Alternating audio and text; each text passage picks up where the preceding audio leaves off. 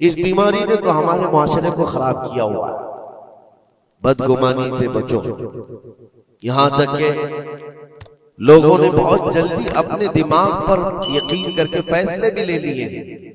आप मिसाल के तौर पर किसी घर से कोई निकल रहा है और आपने फौरन ये गुमान कर लिया कि ये इस घर में बदकारी करने के लिए गया था। आपकी नेगेटिविटी जो जहन में थी आपने गुमान किया और उस पर यकीन की मोहर भी लगा दी। ना उससे आपने जाकर पूछा कि कौन है, क्यों आया था।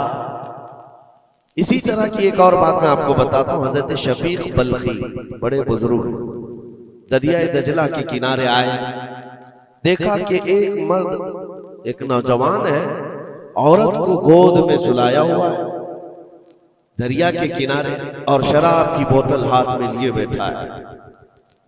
इस तरह का माहौल तो बगदाद का नहीं था, पर्दे का माहौल था, इस्लामी माहौल था। लेकिन खुले आम कोई दरियाए दजला के किनारे इस तरह बैठे और वो भी औलिया की नजर पड़े तो उनके लिए तो बहुत हैरत की बात थी। हजरत शफीक बल्खी ने देखा, कहा हाय अफसोस जमाना कहां आ गया।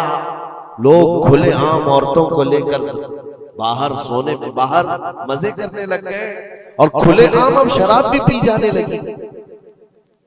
शराब भी पी जा रही है, खुद भी पी रहा है, उस औरत को गोद में थोड़ा थोड़ा सा पिला भी रहा है। हजरत शफीक बल्खी ने कहा कि बहुत सख्त हालात हो गए बगदाद में, इतनी अय्याशियां मैं पहली मर्तबा देख रहा हूं। इसी असना में एक कश्ती दरियाए दजला में हिचकोले खाती हुई आ रही थी और उस कश्ती का बैलेंस बिगड़ा हुआ था, वो आगे बढ़ नहीं पा रही थी। इधर उधर करते करते अचानक वो कश्ती पलट गई, उसमें 10 लोग सवार थे, सबके सब दरिया में डूब गए। ये जो नौजवान किनारे पर बैठा था, उस औरत को जो गोद में लिए बैठा था, औरत को उठाया और उसको साइड किया, भागता हुआ गया दरिया के पार।